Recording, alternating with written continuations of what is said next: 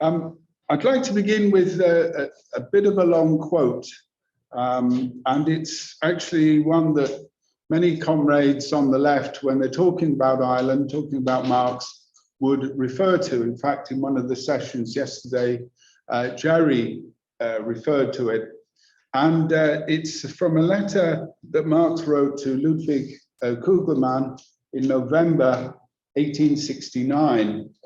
And it's probably in most books on the left on Ireland, if you were to look at anything that was written, particularly in the 70s and the 80s, this quote would be there.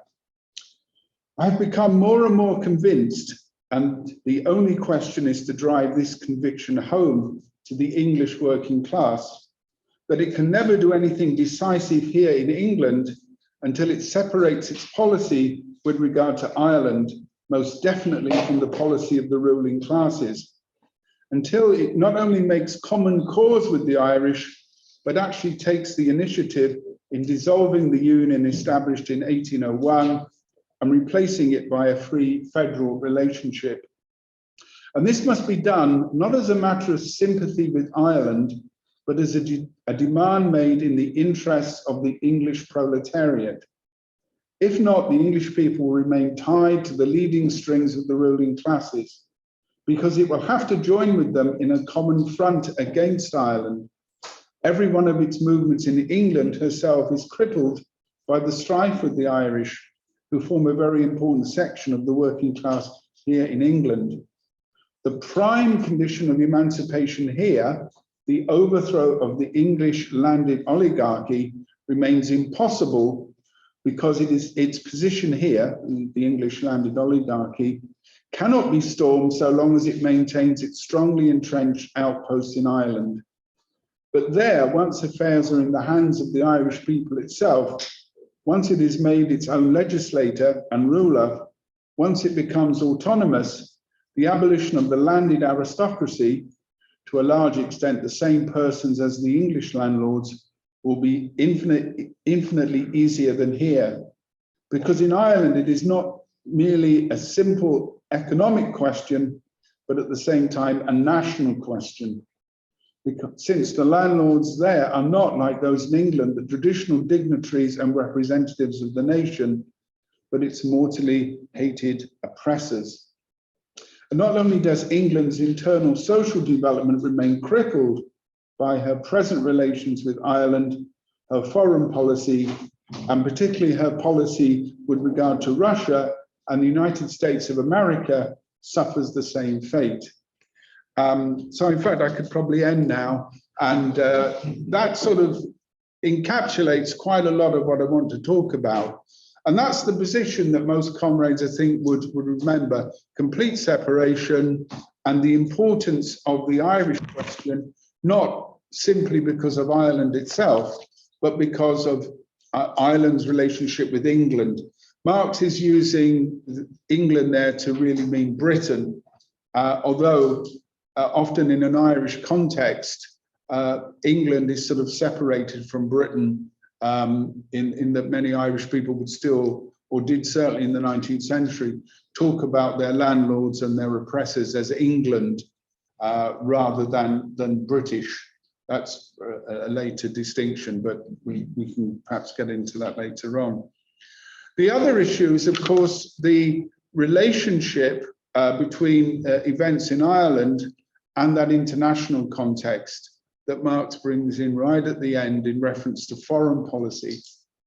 So what we're looking at here is not simply Anglo-Irish relations or internal politics within the United Kingdom, or simply the relationship between Ireland and England. We're looking at the policy of the English working class. Notice the references there to the leading strings and the proletariat having its own independent policy, but also the relationship that Britain or Ireland has to have together, the impact on foreign affairs as well. And I think this is quite an important theme. Again, for people in both Ireland and Britain, we might often look at affairs simply through that prism. But in fact, for Marx, Ireland was quite a central international question. And indeed, it became so because of Irish emigration to the United States following the famine in the 1840s. And of course, the role of the Irish in the American Civil War, certainly militarily, and then the impact of that on the Fenian movement. So those are some themes I want to sort of stress right at the beginning. But I also want to stress, and not just simply do a riff on that, as it were. I want to also stress the development of that position. The position that Marx adopts in 1869 is implicit in a lot of his earlier positions in the 1860s, but it is not the original position that he and Engels held, particularly in the 1840s. So I want to know why that changed, and perhaps why its significance for our understanding of Marxism and the development of Marx's ideas. The other point I want to make is that if you look at the collected works, or even the sort of summaries in the Old Progress publisher, Old Faithful here, yes, it covers a very long time. It actually covers from some of the earliest writings that Marx and Engels write in the early 1840s, in some cases before the economic and philosophical manuscripts. I think the earliest recorded piece is one that Engels writes in a Swiss Republican publication in 1843. And he's still writing about Ireland in various forms in the 1890s. So it covers the whole lifetime of their work. And actually, although it only fits in its selected form, it only fits into sort of slender volume, it is actually quite central. I think Marx and Engels on Ireland is actually quite central to their politics, particularly in the 1860s in their work with the First International, and a little later into the 1880s as well, particularly with the formation of organised labour movements and organised labour parties in Britain. First of all, some sort of points on the sources. Marx and Engels wrote in a whole range of publications on Ireland, in Belgian publications, Swiss publications, German, American, French, and of course British. There's even some articles in Irish publications, although relatively few, but they do exist. The other areas where we can find out about the development of the thought are, of course, in books. And Ireland does feature quite heavily in Capital. And interestingly, discusses whether forms of capital accumulation in Ireland are part of a general or a, wouldn't say a unique, but a distinct form. But it also turns up, of course, in the origins of the family private property in the state, particularly in relation to common ownership and family structures in Ireland before the conquest. So again, it's quite a significant, plays quite a significant part there. It's obviously in the condition of the working class in England, and I will give you some little tidbits from that. And of course, Engels famously had a planned history of Ireland, and we've got extracts of that. It goes up actually in note form. It goes up until somewhere in what I think of as the early modern period, about the 16th century. And we know, for example, that Engels was learning Irish, or was able to read Irish. And there's even a small article that he had in a collection of Moore's melodies. Thomas Moore, the Irish poet, and his poems are turned into songs. So there's quite a range of sources there. The other sort of sources are, of course, Marx and Engels' political work in the First International, resolutions on Ireland, but also quite active political work around prisoner amnesties and protests, particularly about the impact that repression in Ireland has on politics in Britain. So, for example, various protest meetings which are banned or attempts are made to curtail protest and democratic rights in Britain are a part of their political activity. Sorry, pardon me. Engels also visited Ireland 3 times. I think the last visit was in about 1891. And again, we have his descriptions. I'll perhaps read some of those to you as well. And he has or had personal connections with Mary and Lizzie Burns, who were Irish, of Irish background. And it's very clear from his earliest writings that the Irish people he encounters in Manchester, both in the labour movement, in the Chartist movement, and then in the workplace and in life in general, give him vivid impressions of Ireland. And then the same is true, obviously, of the Marx family. Eleanor Marx goes on visits to Ireland, I think with Engels, and also Marx's daughter Jenny writes in French newspapers as well about Ireland. So Ireland is quite an important issue. In many ways, it's a sort of cause célèbre. But I get the impression from both reading the letters and other material that it would be rather like the way that in, say, the 60s, Vietnam might be for a particular generation, or Cuba, and so on. It was it was an active issue that engaged people, engaged Marx and Engels and their immediate supporters.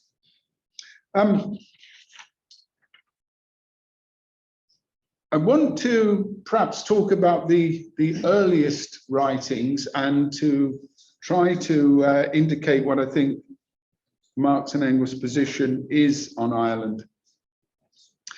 The years in which they're writing are years in which there's quite a transformation of Ireland, and they're very well aware of this. And there's a lot of detailed study and a lot of detailed work that they're undertaking to try and demonstrate and understand that transformation. And I think that pattern of transformation also has its impact on their politics. So when they first encounter the Irish politically in the 1840s, it's either as a mass of followers of Daniel O'Connell and the repeal movement, and this is a bourgeois nationalist movement for the repeal of the union between Ireland and England. Repeal doesn't mean independence, it means that Ireland will have its own parliament, and the constitutional structure will then look similar to the late 18th century. It's not quite like the Ausgleich in Austria-Hungary, but it would simply be that Ireland would be part of the United Kingdom, but with a considerable degree of legislative independence. And its main link to Britain would be through the monarchy. The British monarch would also be the monarch of Ireland. So repeal was a mass movement. And indeed, it was an interesting movement that was able to mobilize hundreds of thousands of people. 19th century numbers are often, can be exaggerated. I mean, did anybody count the 100,000 people or the 200,000 people who were supposed to be at Clontarf? And we might think that with a pinch of salt, but one thing I think is important, that this was a mass movement of the Catholic peasantry. It had a mass basis, and indeed it had really quite modern forms of organization. Now, it mobilized through the church, so that, for example, the priests would encourage the collection of regular funds.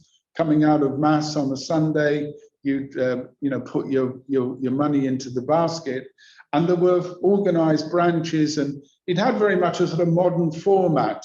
So the Repeal Association had local organisation and was quite capable of mobilising in meetings, very large crowds. So this, I think, is a significant feature. The other feature is that Daniel O'Connell, who was its leader, was a politician in the British House of Commons. Again, Ireland was legislatively part of the United Kingdom, had the right to send MPs to Westminster on the same terms as everywhere else.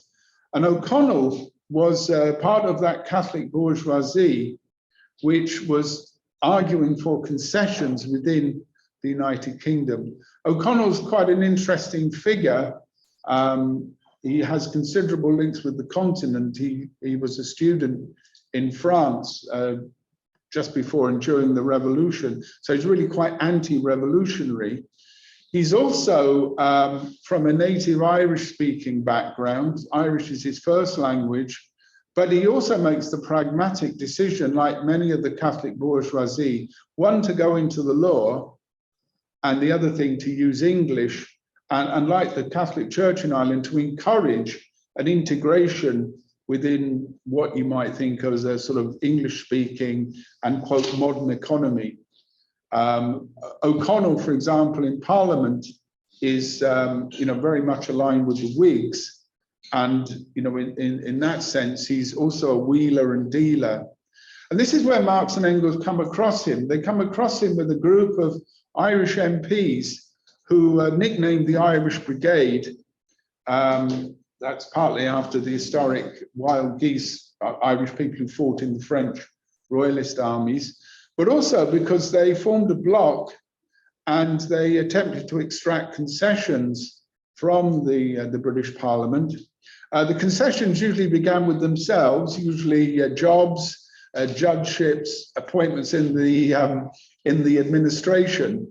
And so they got this sort of name for a sort of form of clientelism or clientelism, which is a dishonourable tradition in Ireland, which is still well practiced to this day. So when Marx and Engels are writing in the 1840s and the 1850s, they're often writing quite sarcastic and quite funny comments about the way that various British governments are being supported by these bourgeois nationalist MPs. And, they're simply a bunch of sort of corrupt people who, mediate between the British state and Ireland, but, make sure that their own purposes are served.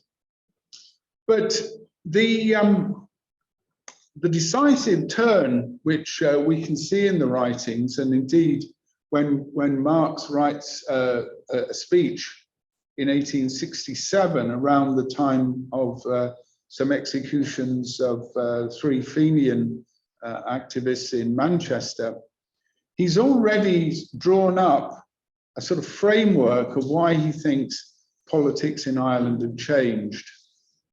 And I want to, perhaps draw on that, partly because it's a good example, I think, of what we might think of as the Marxist method. But it's also, we can see from the notes and from articles, we can actually see how that's being formulated.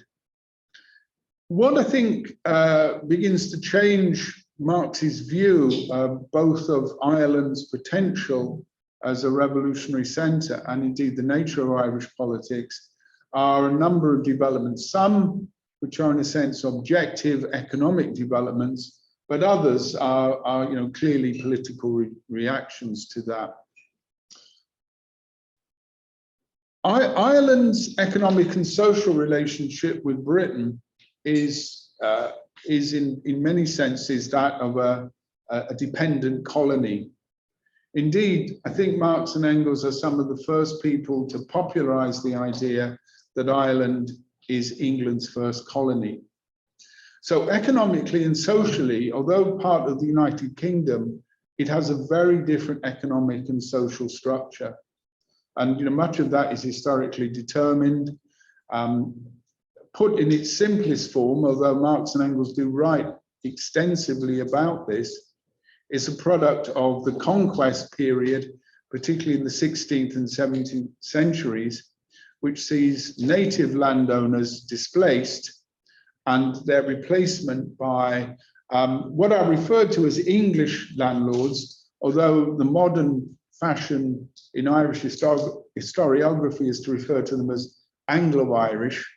And when I began to study this as a student, I was always perplexed about who these Anglo-Irish were, because my own grandfather, who worked on one of these estates, always called them English. But I later discovered that this was it was accurate in one sense, that many of these landlords had been in Ireland for a couple of hundred years, but in national origin, and indeed in terms of their interest, the bulk of them identified with the United Kingdom or England in that way. And that's certainly, their origins. Also religiously, they were overwhelmingly Protestant. The majority of the Irish population, particularly the small farmers or the landless laborers, were Catholic. And so we have religious and national antagonisms. Marx and Engels both draw on that, quite heavily in their writings. The other issue, of course, is that in the Irish economy, which is predominantly agricultural, its main function is to provide originally cheap corn or wheat to be sent into England. After the Corn Laws, that's no longer viable, and the emphasis is then placed upon turning Ireland into a largely pastoral economy. And indeed, the sort of argument that Marx puts forward, particularly in the 1867 document, is that Ireland has lost people and they've been replaced by cattle and sheep. So the people have emigrated and the sheep and the cattle have come in. The reference is not unlike in 16th century England, when people were talking about the way that enclosure was replacing villages and so on with a pastoral, with grazing land and so on.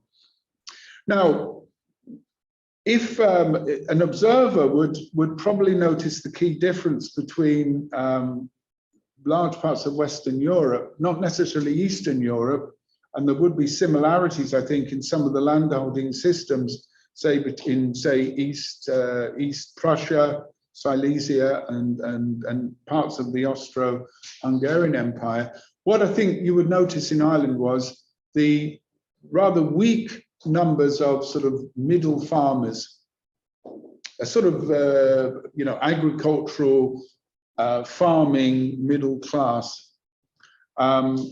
You would have, in a sense, quite a polarized situation of large numbers of landless laborers or very, very small tenant farmers, just in a sense on almost subsistent levels. And then you would have concentrations of land ownership. Again, Marx and Engels in Capital and elsewhere go into this in considerable detail. And again, it's a good example of Marx's method, because as we all know, he uses the blue books and the statistics that the British ruling class provide. So he doesn't just sort of talk airily about this, he looks at this in detail. And he talks about the way that this pattern of concentration is, of course, increased. And in particular, the way that the famine between 1845 and 1852 does this. And he goes into great detail about that, the impact of that famine. Ireland in the 19th century is one of the few parts of Europe in which the population actually decreases. At the beginning of the 19th century, Ireland as a whole had about 8 million people. Today, the whole of Ireland probably has somewhere in the region of about 6.5, maybe edging towards 7. So in other words, it's taken, around about 160, 180 years to get back to the population. And of course, the famine kills either through starvation or through disease about 1 million, and then about another 1 million in that immediate period emigrate. The ones who are wealthy enough, this is a little bit of chauvinism creeping in, Liverpudlian chauvinism. The ones who are wealthy enough get to America, and the ones who are really poor end up in Liverpool and Northern England. Okay, so if the Irish Americans think they had it hard, just come to Liverpool. But quite seriously, it means that in North America, Irish emigration actually begins pretty well at the time that North America is conquered. So, but it really accelerates around the time of the famine. And of course, it accelerates in England as well. And Marx and Engels make the sort of joke that every city now has an Irish quarter. And they use the phrase quarter as in the sort of military sense, that there's now a foreign army quartered on the city. Right, so they've sort of taken over in that sense. So emigration leads to depopulation. The famine leads to depopulation, and it leads to really quite rapid changes in the in agriculture, and of course in society as well. The other key, I think, turning point in Marx and Engels' argument is the changes politically between the 1840s and the 1850s. When they're considering a set of demands in relation to Ireland in the 1840s, they tend, I think, to follow the position of many of the Chartists, many of whom are of Irish background, that repeal is sufficient. Remember, repeal, which is a form of legislative independence within the United Kingdom, is part of the Chartist demands. And indeed, again, some local studies I've carried out in West Yorkshire during the 1842 general strike have crowds of Chartists marching down the Calder Valley with pikes and green flags, which are both the flags of revolutionary French republicanism, but also the flags of Ireland, chanting the Charter and repeal. And they carry the pikes, which again are quite an English thing to do, but also an Irish thing to do. Pikes, meaning those sort of long sticks with not arrowheads, but sort of axe heads on them. They're weapons in that sense. So I think for a variety of reasons, one of which is that the Chartist movement is identified with repeal, but also because I think at this stage, they don't see the Irish population having sufficiently political independence from both the Irish bourgeoisie and, I think, the Catholic Church. In other words, the argument that the demand would be for legislative independence inside the United Kingdom was then the major demand. And also because, of course, the Chartist movement has revolutionary potential, has that potential to shape politics. And so the idea that Marx and Engels put forward is for the main emphasis to be within England, that the Chartist and the pushing for Chartist demands for democracy and for revolutionary change within England will then open up developments in Ireland. And remember, again, that the interconnections between Britain and Ireland are very important. And the focus, I think, is particularly important in Marx and Engels' work on landlordism. And again, because contemporary Britain, or certainly Britain for much of the 20th century, has been a society that's urban and industrial. The role of the landlord class, both as an owning class, but also as state functionaries, as people involved in the administration and the empire, I think we've tended to sort of forget that somewhat, seeing them as a feudal relic. But Marx and Engels focused very much on landlordism and saw landlordism in Ireland and landlordism in England, often one and the same people, and saw those interconnections. I think, you know, it's quite important to not break from that. And that, I think, explains something of their thoughts at this point.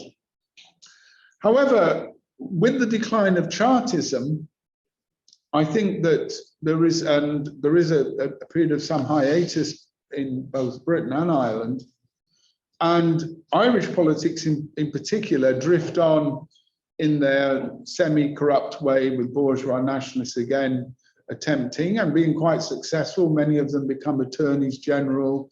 They get plenty of posts as judges and so on in the 1850s. But I think it's the American Civil War and its impact which will be another decisive term for Marx in his analysis of Ireland. And above all, the impact of that war and the impact of the famine sort of mediated through that war. In the late 1850s, in 1858, a secret revolutionary society known by various titles, the Irish Republican Brotherhood, the Fenian Brotherhood, in America sometimes as Clan Gael, has various titles, but a secret revolutionary society is established for Irish independence. And what's interesting about this society is that it's very clearly national and very clearly democratic. James Stephens, its founder, is someone who's experienced the revolutionary moment in France in 1848, and its demands, and indeed to some extent its organization, very much modeled on that. Its proposed solution is complete independence of Ireland. Its demands are for an independent Irish republic. So it scraps repeal, it goes straight for independence. It also goes for the separation of church and state, and it has a distinctly secular cast of mind. Just to make the point that the separation of church and state would at that period have referred to the Anglican or the Protestant church, not quite accurate, but we'll use that language, which was the state church in Ireland, and church of a very tiny minority. But also the idea that an independent Irish state would not then reinstate sort of Catholic state church. There are also some, I think Marx describes them as socialistic tendencies. And he says that these socialistic tendencies are perhaps in their negative sense, that they're talking about attacking the rights of landowners. They're talking about land redistribution. And so rather than upholding that form of private property, he argues that they have this sort of socialistic tendency. In Irish movements, land issues, particularly the redistribution of land to the general population, tenant right, particularly the right of tenants to gain benefit or to have their rents fixed, or to be compensated for when they were evicted, they would be compensated for the improvements that they'd undertaken. Issues of tenant right and indeed land were really quite central, because after all, as Engels says on his visit in the 1850s, there's no industry to speak of. You know, so land is not just a sort of symbolic thing, it's actually the means of life for the Irish population. And so Marx sees a socialistic tendency in that desire to undermine the rights of landlords. And of course, that then has a political implication, because those landlords form an important part of the ruling class in Britain. They also provide the sort of structures of government, British government in Ireland itself.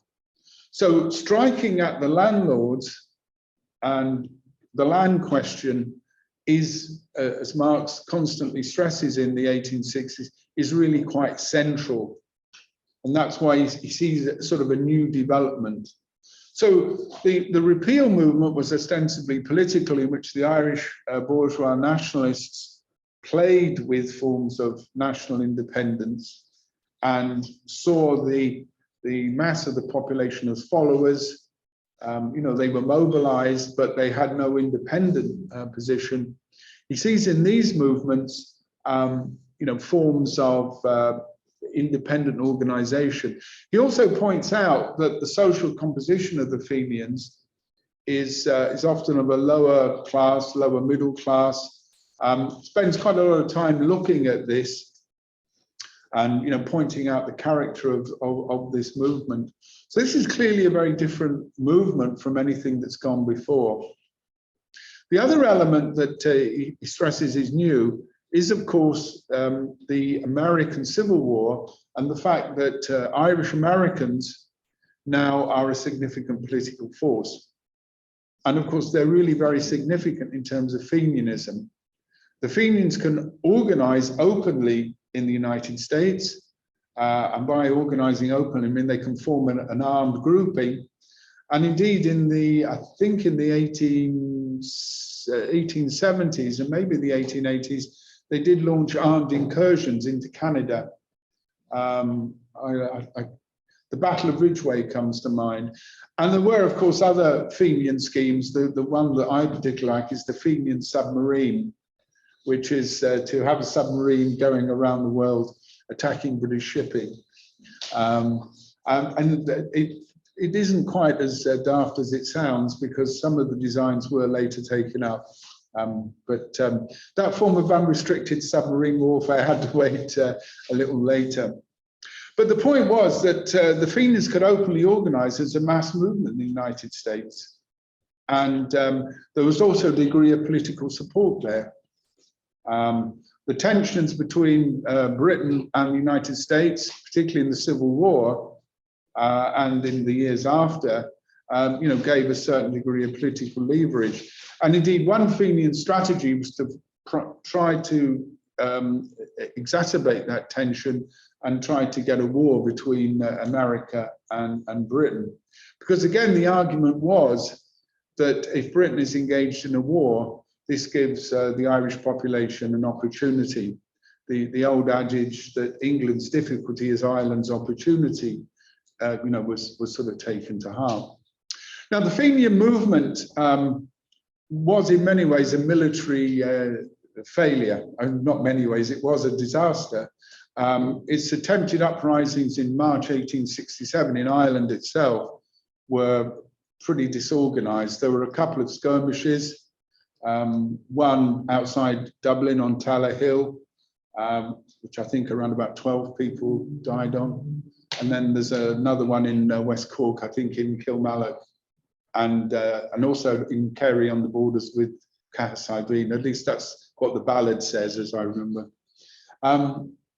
But there were also activities in England.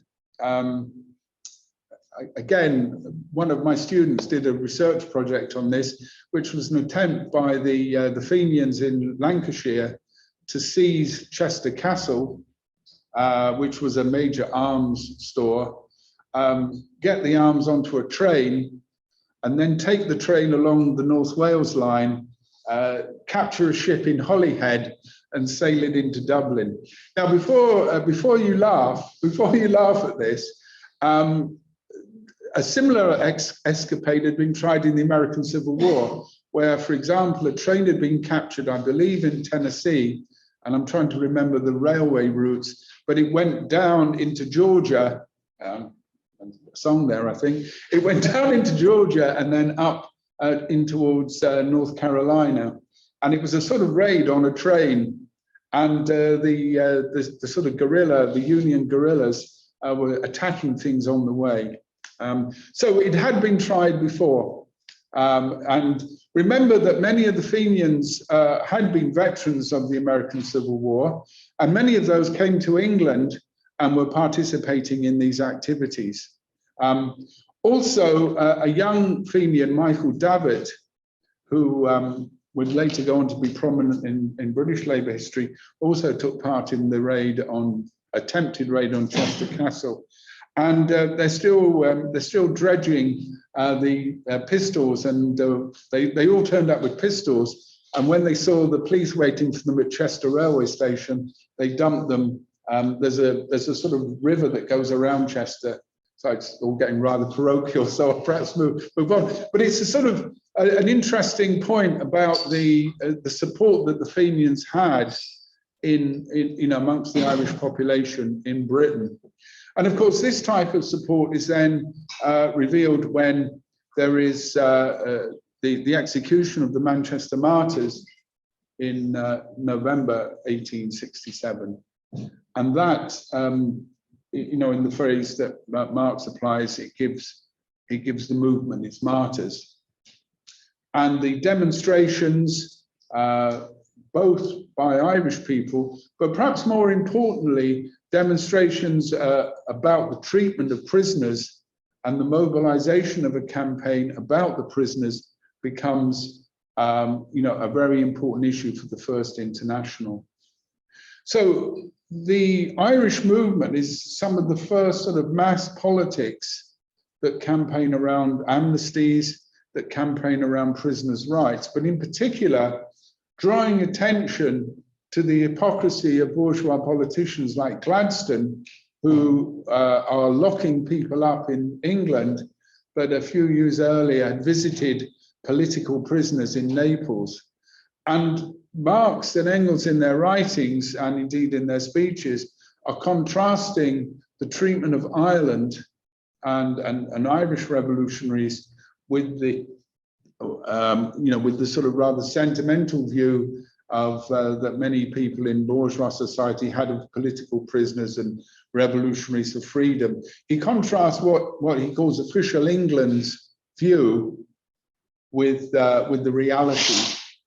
And of course, this is a mass movement. I mean, in London, there are demonstrations of 20, 30, 40,000, and indeed, a degree of open sympathy.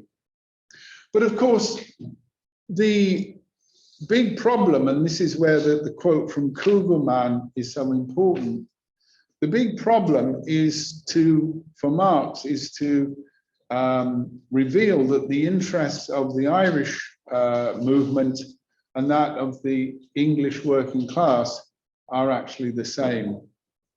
And Marx spends a lot of time both drawing on his experience in the International, but also in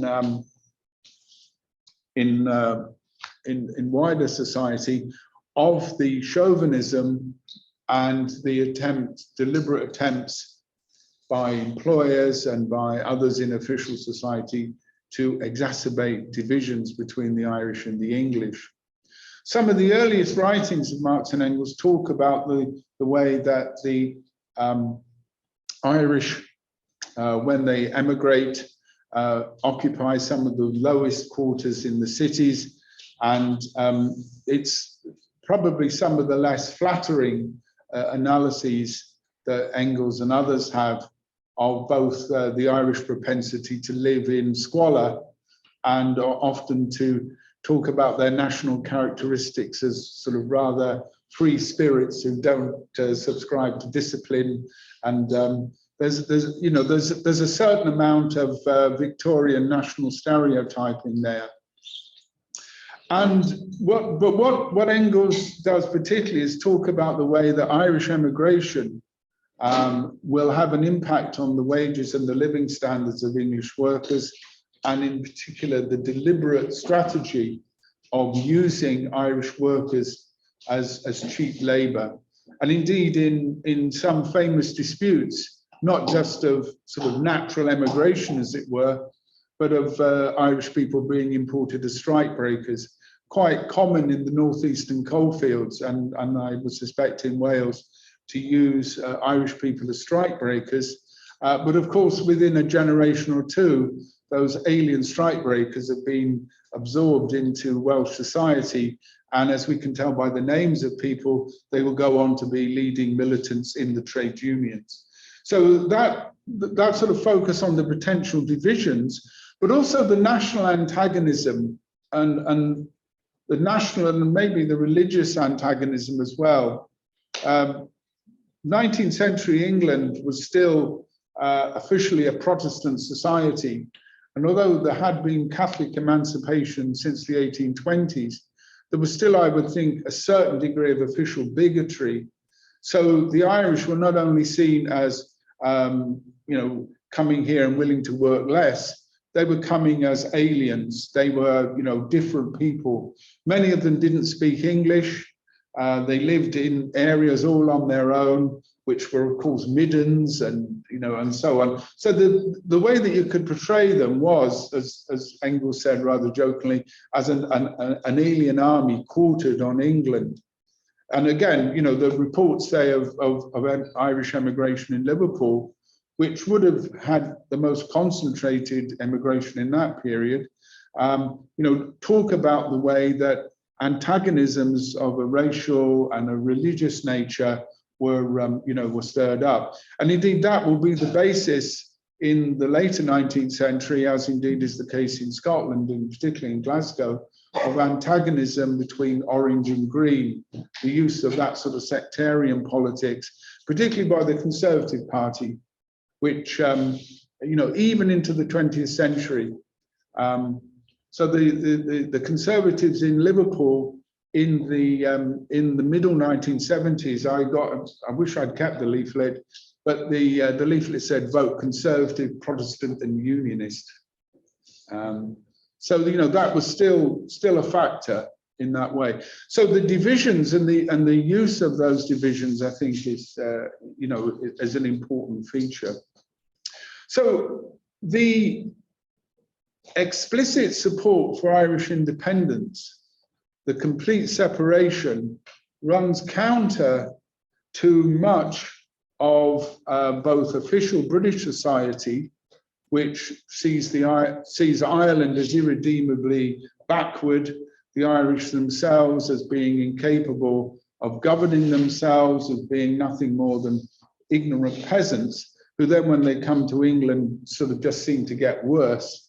They're lawless. If there's any trouble, the Irish are bound to be behind it, usually associated with strong alcohol and violence and so forth. So in the First International, Marx is having to argue against that, and particularly with many of the trade union leaders.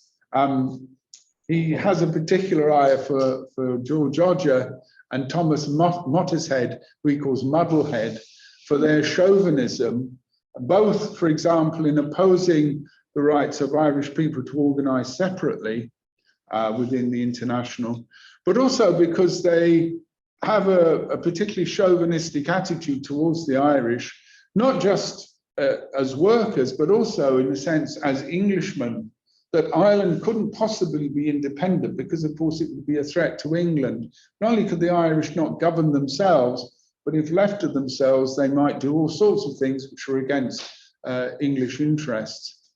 So in his arguments, Marx is saying it's not only sort of democratic and right for English workers to support Irish independence, just as you would support the independence of Poland. And he makes great play of the fact that English governments are ever talking about the independence of Poland or supporting democracy in Italy. But when it gets a little closer to home, it's far too dangerous a commodity to be handed out, too widely.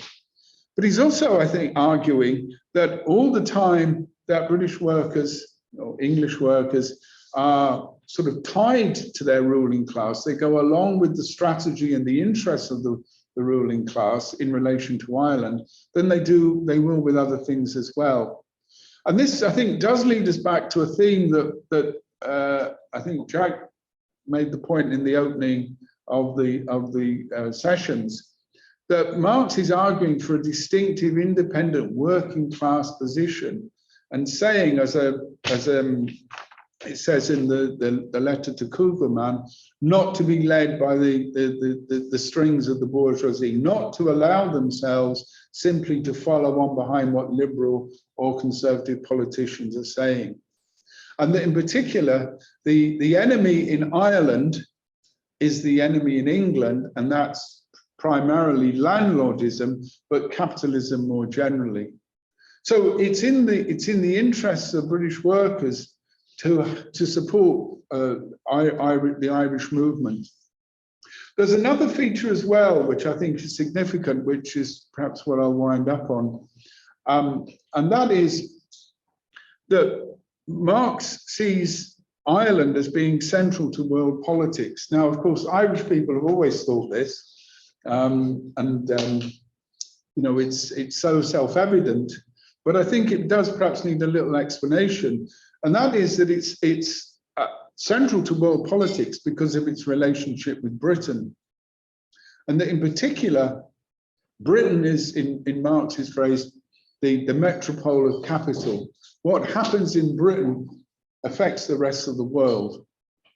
So a weakening of British capitalism, a weakening of landlordism in Britain through the independence of Ireland, through an agrarian movement in Ireland, that will have a decisive effect on world politics.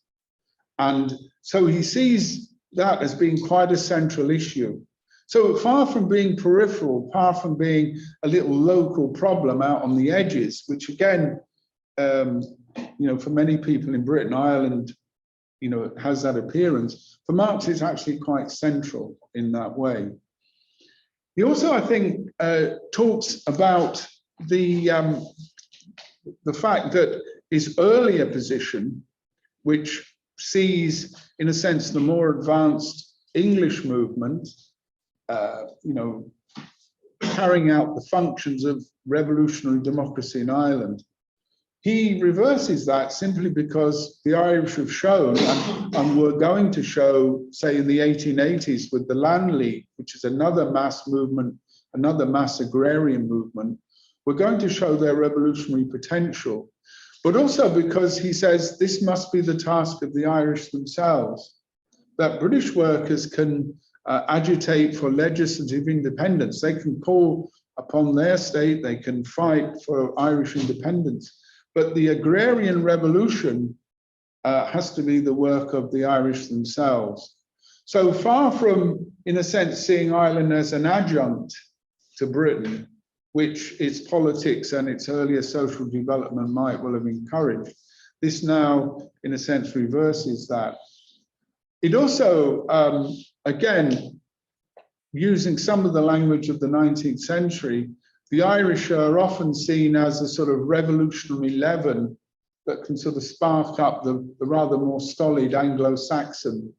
So the Irish, both as a group in Britain itself and also in Ireland, he sees as having tremendous revolutionary potential, and that the alliance of Irish and British workers is important, but that in terms of securing independence in Ireland, you know, that and carrying out that revolution, that will now be the task of the Irish. Separation, but also, if needs be, but you know, an equal federation as well. And the aim is not a sort of simple nationalism, but actually is the linking of the national and the economic questions, but above all, of bringing that home, you know, to Britain, not just simply posing it in Irish terms, but also for the reasons that I've said, linking it to this international context, that Britain as in what then would have been the world hegemon, what was going on in one of its weakest areas would obviously have an important impact on the balance of forces. Yes, I was using the wrong clock, so I'm about 5 minutes behind, which is not bad for me. So, comrades, I'll wind up there.